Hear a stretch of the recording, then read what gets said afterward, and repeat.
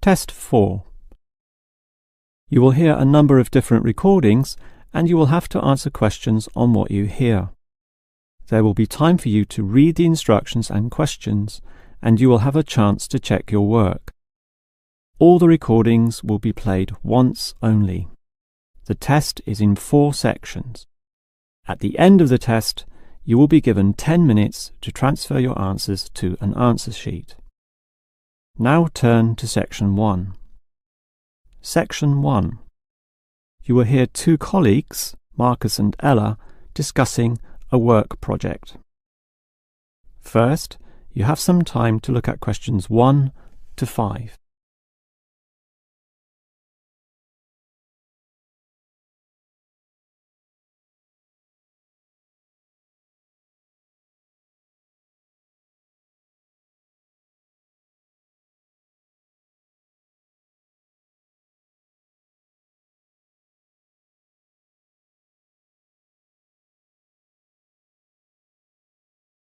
You will see that there is an example that has been done for you.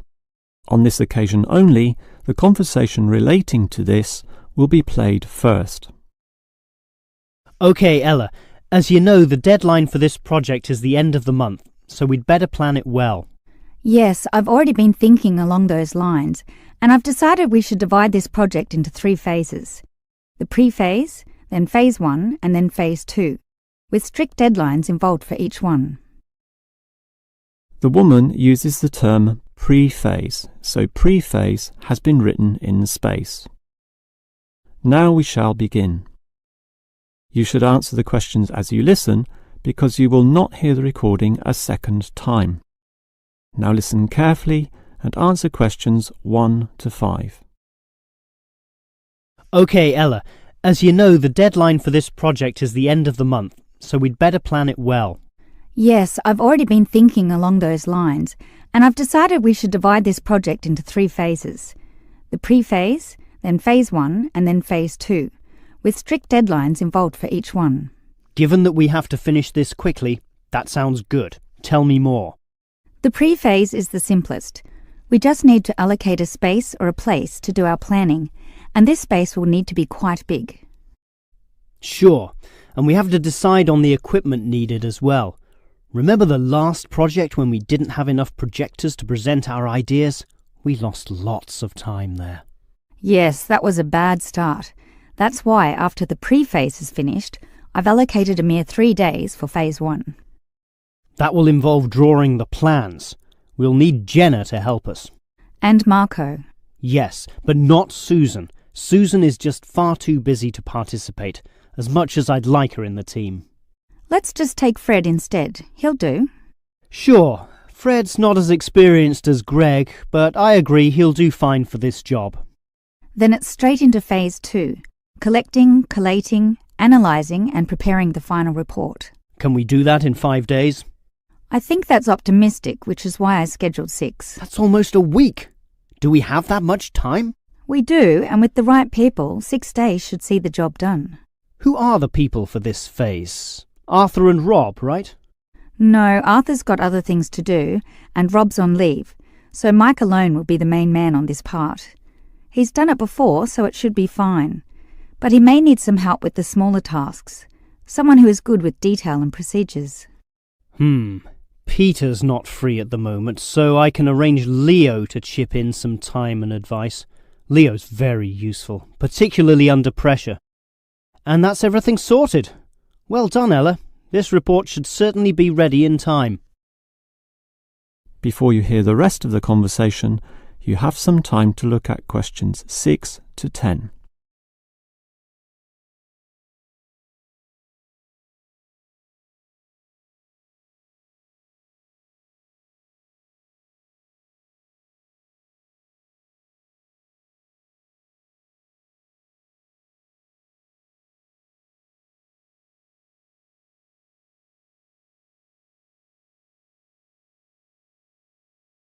Now listen and answer questions 6 to 10. Okay, Ella, you've done a good job with the basic time frame of this project, but what about specifics? What sort of specifics? Well, things like information gathering. Are we going to use questionnaires like we did last time? I was thinking of using the internet to ask people to give their views, but you often get such silly responses when you do that. I'm of the view that the best way to find out things is to ask people directly, so that's what we'll do. OK, but that will take longer. We'll probably even have to do some of the work at home. No, I don't think so, as long as we stay back at work for some after-hours meetings. Well, that's better than coming in early. No one functions well in the morning. Also, the final report will need at least 2 appendices. Not only that, we'll have to attach a small booklet to the end, containing printouts of the relevant parts from all the foreign websites we accessed. That will take even more time. Are you sure we can meet this deadline? Yep, I've worked it all out and I'm confident we can do it. Phase 1 should be finished by the 5th, leaving Phase 2 to begin about the 8th or 9th. Now, there's a public holiday on the 10th, meaning that everything should be able to be submitted on the 15th. And after that, we can relax and celebrate on the 25th when the design division gives us approval to go ahead.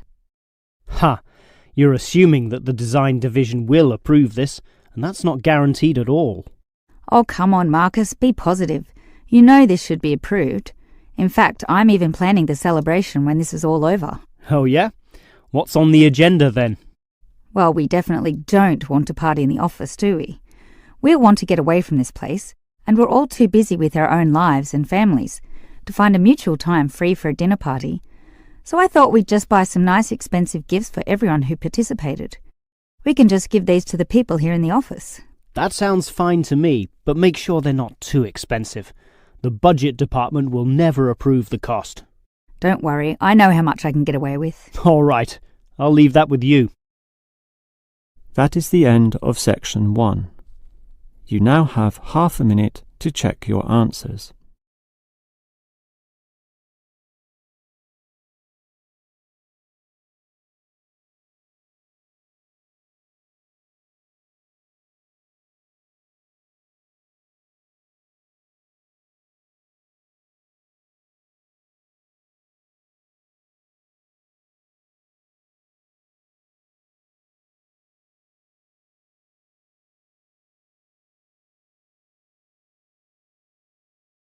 Now turn to section 2. Section 2.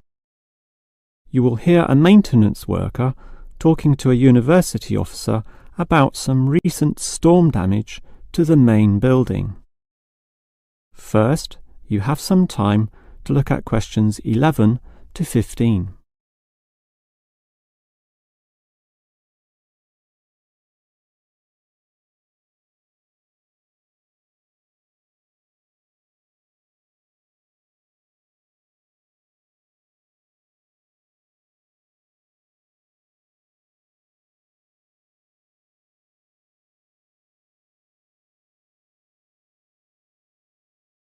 Now listen carefully and answer questions 11 to 15. Hello there. I was asked to tell you about the extent of the damage to the main building caused by the recent storm. Oh, that's right. I take it that most of the damage is just to the main building? It is indeed, since the building is so old. However, luckily the damage is minor and all of it can be fixed in one day, given that we have 5 people in our team. What will you be doing first? I understand you start at 8 in the morning. That's right. And we were going to remove the fallen tree, but we've been told there are exams that morning, and I'm sure the sound of those saws and other heavy equipment will disturb all the students. So instead we'll fix that leaky roof. That's a 4-hour job, since it involves substantial repair, not like fixing broken windows, which can be done quite quickly. So you'll fix the broken window after that, from midday? We could do that, but since we'll be working in the ceiling, it's more logical to get rid of those birds' nests there. It's a small job, but will require crawling inside the ceiling cavity, which is not an easy exercise, so that will take about an hour.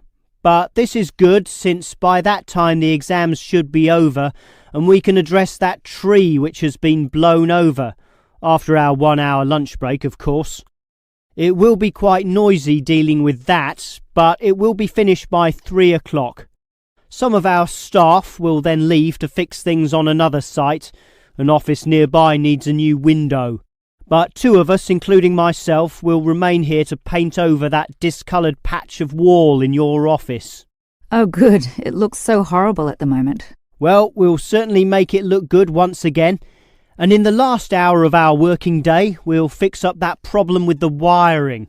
Apparently the power doesn't go to one of the classrooms. Probably some water has gotten into the fuse box, so we'll just change a few wires and clean up the moisture, and it should be fine. Before you hear the rest of the talk, you have some time to look at questions 16 to 20.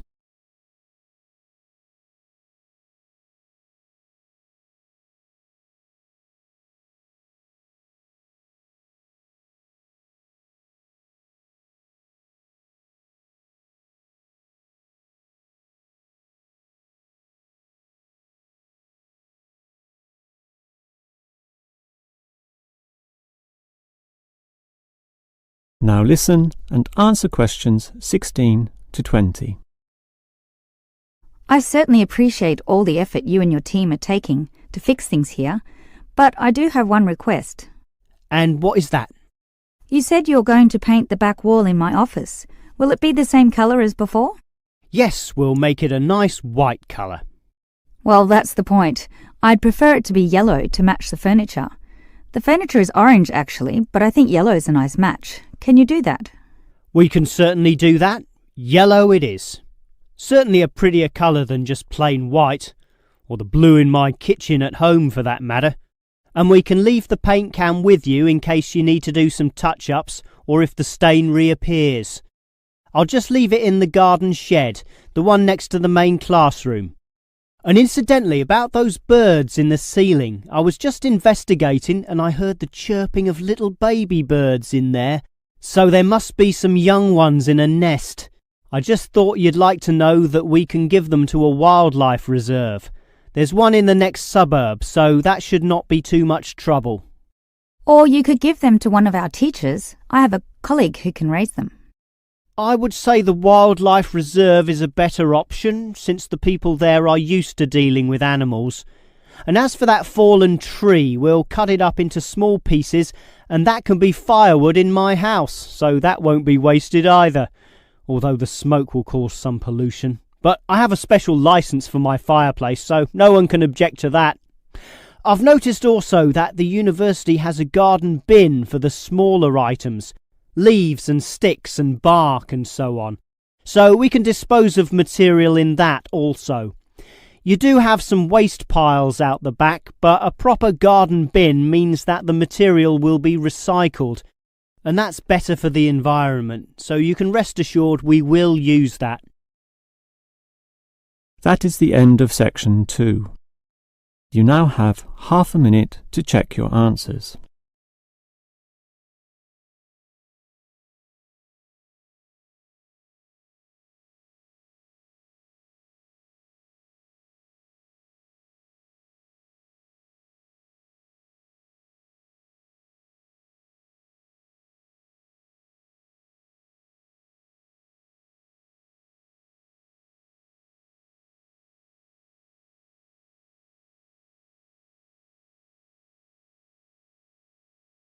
Now turn to section 3. Section 3. You will hear 3 students, Steve, David and Susan, discussing the different courses they attend. First, you have some time to look at questions 21 to 26.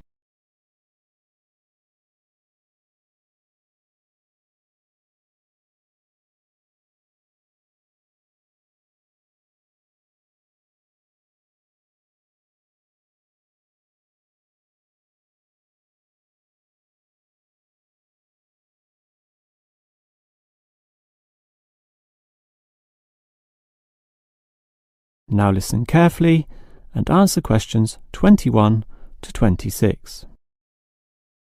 Well, gentlemen, we've almost finished our second semester at this university. What do you think of all the courses we attend? On the whole, I'd say they're quite good, apart from social history, which I find to be a little too inexact. Yes, the lecturer's style is also very, very dull. I certainly agree with you there, although I would say that the textbook is more interesting. Welfare State. The subtitle says, An Examination of Social Development in the 20th Century. Yes, Welfare State is a good book, but look how many pages it has. 458! I agree. It's just too long to be easily read. Far too long, although it's certainly well written in parts. Yes, and if you compare it to the textbook for cultural studies, what's it called? Inner Views, I think. No, that's the book for media studies, and we finished that subject last semester. The book you're thinking of is In Perspective. Oh, sorry, you're right. In Perspective. And the subtitle says, A Comparison of Social Groups. Somewhat interesting, wouldn't you say? Well, mildly so, as is the subject, dealing as it does with such a wide variety of issues. But the book itself certainly oversimplifies a very complex subject. I agree. I also got annoyed at its constant oversimplification. Life is more complicated than what it suggests. Yes, but what you call oversimplifying may well be considered clarifying. Look at this other textbook, Government in Action. Some may say that it also oversimplifies, but it must do so in order to present a coherent picture of an equally complex subject. Government in Action. Which subject? It's the textbook for political theory. Oh, I hate politics. That's why I don't like the active leadership subject either. And most of the stuff in that political theory textbook is based on the American system. You see, it's written by Americans, so it's not even relevant to us here. I'd agree with you there. It's not relevant to us at all, since our government uses the Westminster system. Yes, I suppose that is a problem. Before you hear the rest of the conversation, you have some time to look at questions 27 to 30.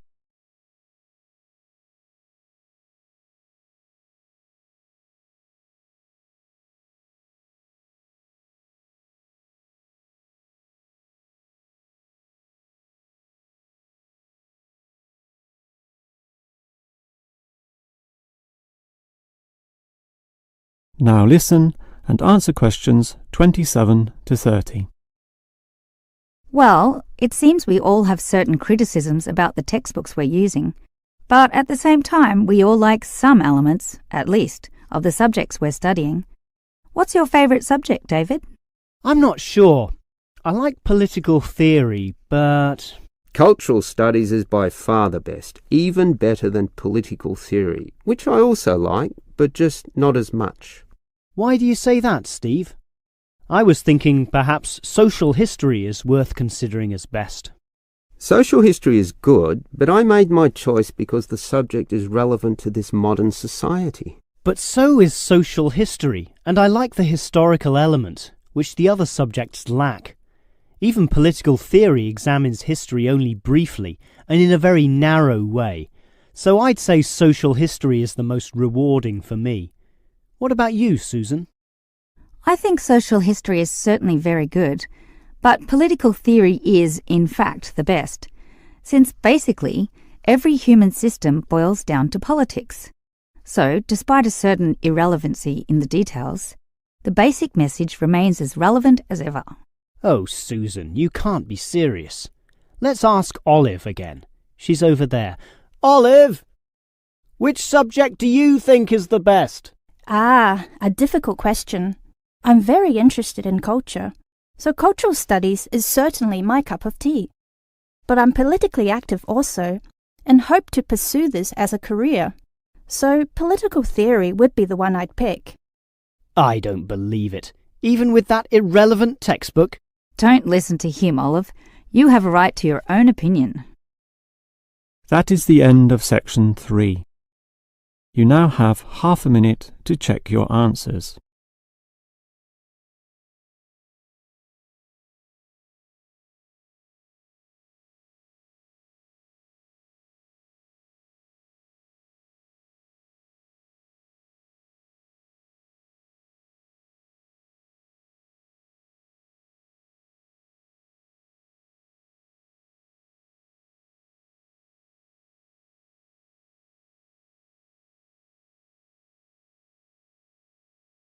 Now turn to Section 4.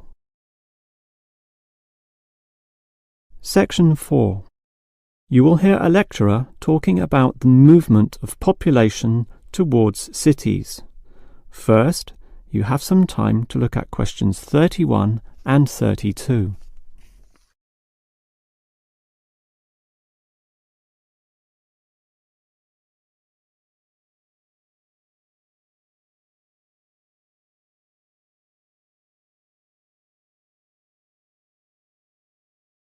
Now listen carefully and answer questions 31 and 32. If you consider the farms of old, the type your father or grandfather grew up on, they were small and labour-intensive, requiring lots of workers. In addition, they often had a diversity of products, be that animal or vegetable, say cows and sheep, or oranges and lemons, with some peaches and a few chickens on the side for the production of eggs.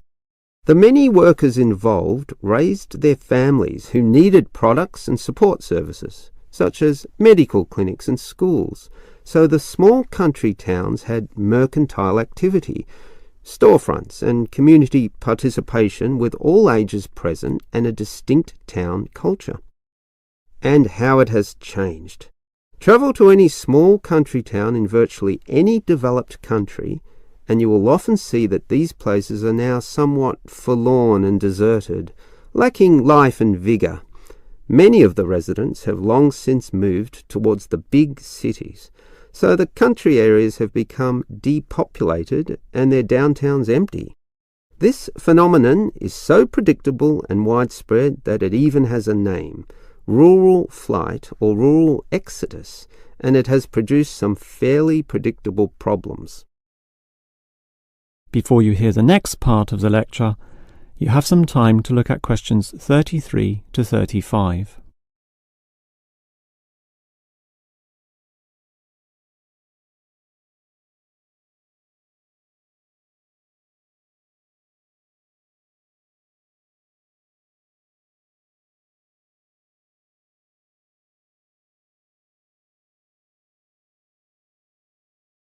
Now listen and answer questions 33 to 35.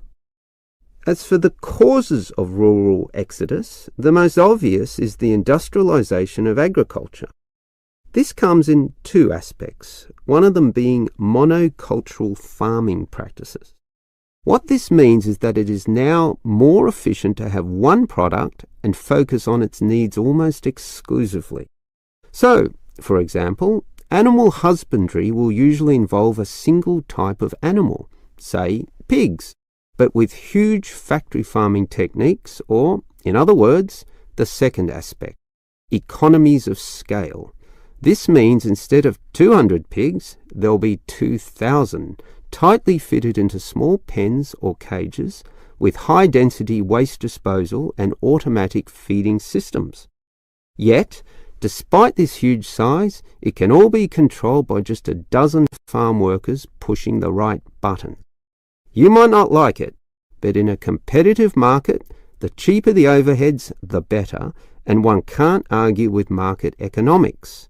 It's simply the way of the modern world, and it has changed the face of rural districts, mostly for the worst. Before you hear the rest of the lecture, you have some time to look at questions 36 to 40.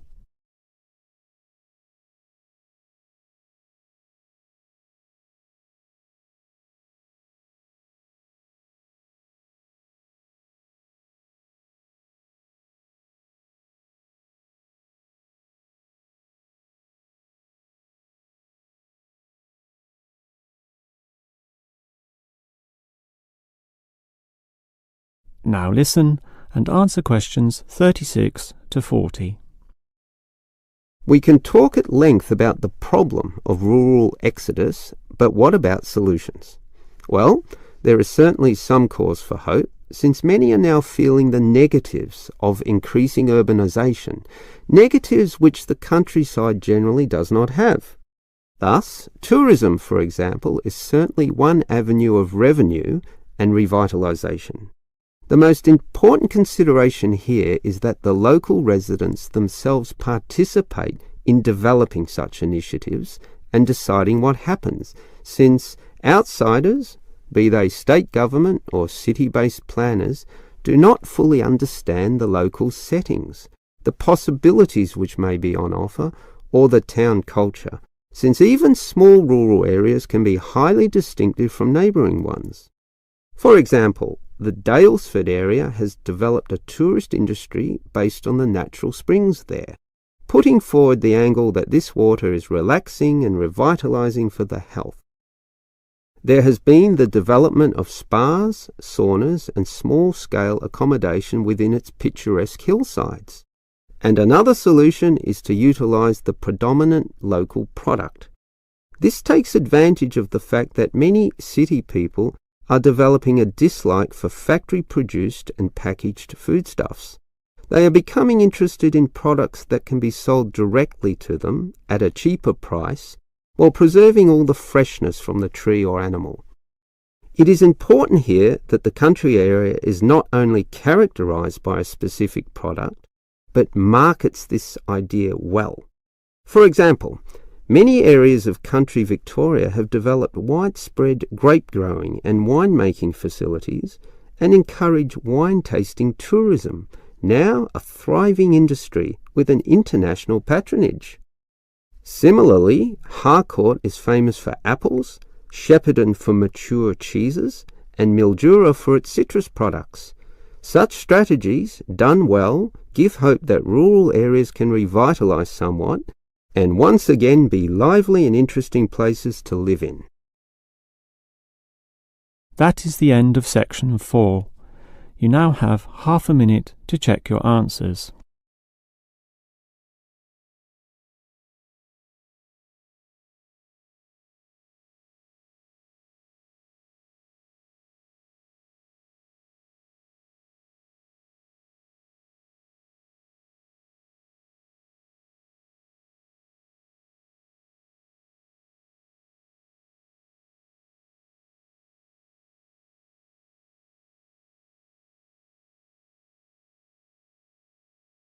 That is the end of the listening test.